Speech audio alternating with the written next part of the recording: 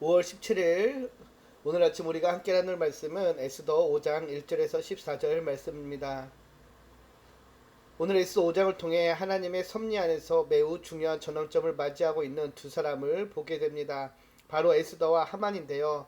한 사람은 자신의 백성을 위해 죽으면 죽으리다 라는 각오로 왕 앞에 나아가고, 다른 한 사람은 자신의 교만과 오만 속에서 자기 영광과 분노에 사로잡혀 파멸을 향해 치닫고 있는데요. 에스더 5장은 두 인생을 대조하며 하나님의 은혜를 따라 살아가는 그 삶이 어떠해야 되는지를 우리에게 알려줍니다. 먼저 1절을 보면 이렇게 시작하죠. 제3일에 에스더가 왕후의 예복을 입고 왕궁안 뜰 곧 어전 맞은편에 서니 왕이 어전에서 전문을 대하여 왕자에 앉았다가, 에스더는 죽으면 죽으리다 라고 고백하고 사울 땅은 금식하며 하나님 앞에 준비합니다. 그리고 드디어 왕 앞에 나아가는데요.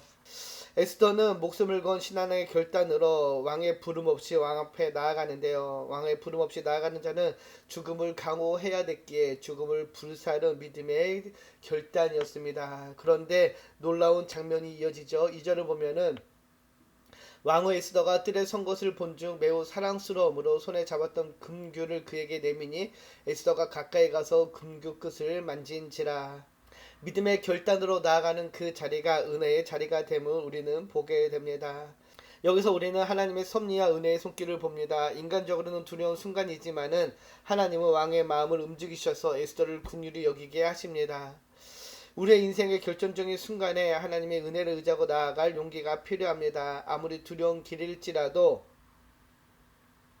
금식하며 하나님께 서는 자, 그리고 하나님의 때에 나아가는 자에게 하나님께서는 은혜의 금규를 내밀어 주실 것입니다. 오늘 우리의 삶에도 이런 믿음의 결단이 있기를 소망합니다. 가정의 문제 앞에서 믿음의 결단이 필요한 직장 가운데, 또는 복음을 전해야 되는 인간관계 안에서 두려움이 있지만 하나님께 믿고 준비하고 때에 따라 은혜를 주시는 하나님을 신뢰하며 나아갈 때에 우리는 오늘 에스더가 경험하는 그 은혜를 경험하게 될 것입니다. 이렇게 왕 앞에 나아갔을 때 왕은 에스더에게 3절 보면 다음과 같이 이야기하죠. 왕이 이르되 왕후 에스더여, 그대의 소원이 무엇이며 요구가 무엇이냐? 나라의 절반이라도 그대에게 주겠노라 하니. 왕은 당연히 자신의 부름 없이 자신에게 나아오면 안 된다는 것을 알고 있음에도 불구하고 죽음을 가고 나온 에스더가 무슨 소원이 있을 것이라고 생각했던 것 같습니다. 그리고 묻죠. 그대의 소원이 무엇이냐, 요구가 무엇이냐, 그 무엇이라도 다 들어주겠다라고 이야기합니다. 이런 왕의 물음에 에스더는 즉시 자신의 목적을 말하지 않습니다. 왕과 하만을 잔치에 초대하는데요. 4절과 5절 보면 이렇게 이야기합니다.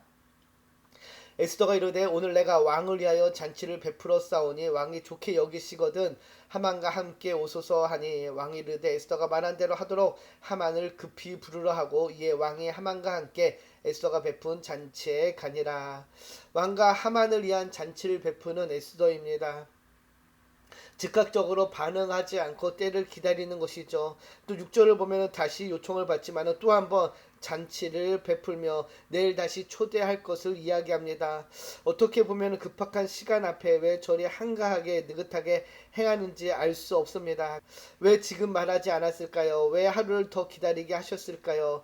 그 사이에 무슨 일이 일어나나요? 바로 6장에 왕의 모르드게를 높이는 사건이 벌어지게 됩니다. 하나님은 에스더에게 지혜를 주셔서 지혜롭게 모든 것을 준비하게 하신 것입니다. 침묵 속에서 때를 준비하고 계신 하나님의 은혜를 보게 되는 것인데요. 우리의 삶도 그렇습니다. 하나님의 뜻을 안다고 해서 다급하게 움직이는 것이 아니라 때로는 기다림과 순종 속에서 섭리를 따라 나아가는 지혜가 필요합니다.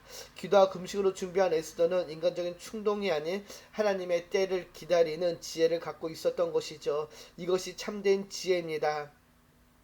우리 역시 하나님의 때를 신뢰하며 기다릴 수 있는 그 믿음이 있어야 될 줄 믿습니다. 바라기는 삶의 모든 순간순간 모든 자리에서 온전히 하나님을 신뢰하며 하나님의 때를 기다릴 수 있는 저와 여러분이 되기를 주님의 이름으로 축복합니다.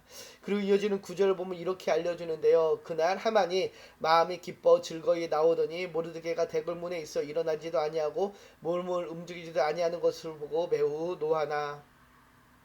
이렇게 왕의 잔치에 초대받고 참석한 하만은 기쁨과 즐거움으로 집을 향합니다. 그러나 궁 밖에 나올 때 그는 자신에게 절을 하지 않는 모르드게를 다시 발견하게 되고 격분하게 됩니다.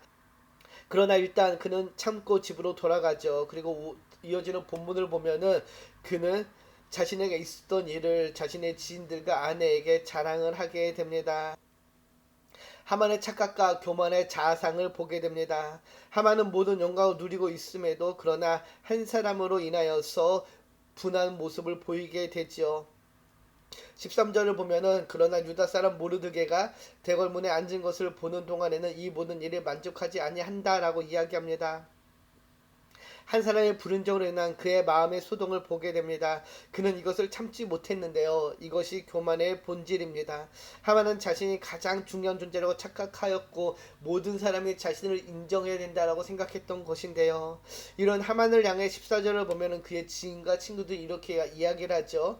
그의 아내 세레스와 모든 친구들이 이르되 높이가 50규빗이 되는 나무를 세우고 내일 왕에게 모르드게를 그 나무에 매달기를 구하고 왕과 함께 즐거이 잔치에 가소서라고 이야기합니다.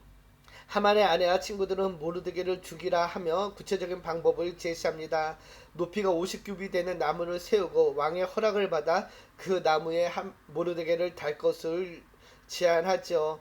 이 정도의 높이의 사람을 매단다는 것은 모든 수상국 사람들이 볼 수 있게 공개 처형을 한다는 것입니다. 수치를 안겨주는 행위인데요. 그들은 지금 하만이 받는 대우를 보면 이런 간청쯤을 쉽게 허락받을 것이라고 생각했던 것입니다. 에스더는 지금 유다인을 살리기 위한 잔치를 벌이는데 하만은 오히려 그 유다인을 죽이려는 음모를 세우고 있는 정반대의 모습을 보게 됩니다. 그리고 14절 하반절을 보면은 하만이 그 말을 좋게 여기고 명령하여 나무를 세웠다라고 이야기하지요. 하만은 자신이 얼마나 위험한 길을 가고 있는지 깨닫지 못합니다. 그 나무는 곧 자기 자신을 위한 심판의 도구가 될 줄 모르는 하만의 어리석은 모습을 봅니다. 그는 지금 높아졌다고 생각하지만은 하나님은 이미 그를 낮추실 계획을 세우고 계셨습니다. 우리도 역시 하만과 같은 착각에 빠져 있지 않는지 깨어 있어야 될 것입니다. 내가 인정받지 못한다고 불평하고 있지 않습니까? 내가 계획한 대로 일이 되지 않는다고 혹시 분노하지는 않는지요? 남이 나를 인정해 주지 않는다고 스스로 높이려고 하고 있진 않습니까? 이 모든 마음은 하만과 같은 모습입니다. 교만은 결국 자기 무덤을 파괴해 만듭니다. 우리는 모르드게의 인내와 에스더의 믿음을 본받아야 될 것입니다. 오늘 본문의 두 인물을 통해 믿음의 길과 멸망의 길을 보게 됩니다. 에스더는 믿음으로 왕 앞에 나갔고 하나님의 은혜를 입었습니다. 그러나 하만은 교만의 길로 걸어가면서 결국 자신의 패망의 길에 서게 됩니다.